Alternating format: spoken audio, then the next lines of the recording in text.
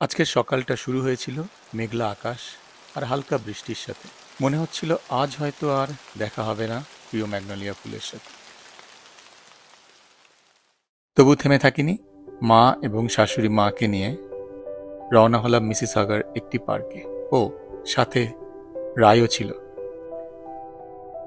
মিসিসাগার এই পার্কে বছরের এই সময় ফুটে ওঠে অসাধারণ ম্যাগনোলিয়া ফুল।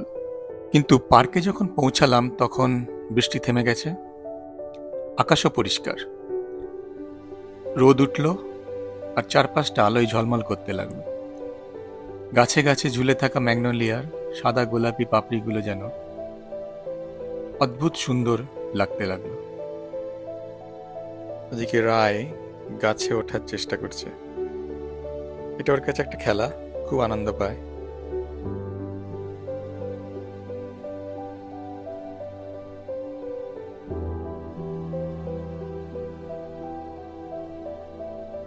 ম্যাগনোলিয়া পৃথিবীর অন্যতম প্রাচীন ফুলের গাছ।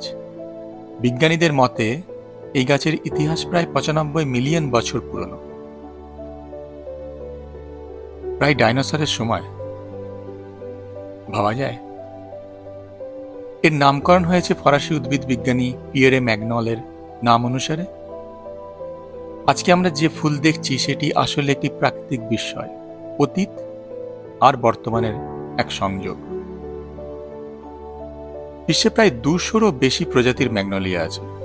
এদের রং, গন্ধ ও আকৃতি এক এক অঞ্চলে এক এক রকম। এশিয়ায়, বিশেষ করে চীন ও জাপানে এই ফুলের বিশেষ গুরুত্ব আছে। চীনে এটি বিশুদ্ধতা ও সম্মানের প্রতীক, আবার জাপানে এটি সৌন্দর্য ও মহত্বের প্রতীক হিসেবে ধরা হয়।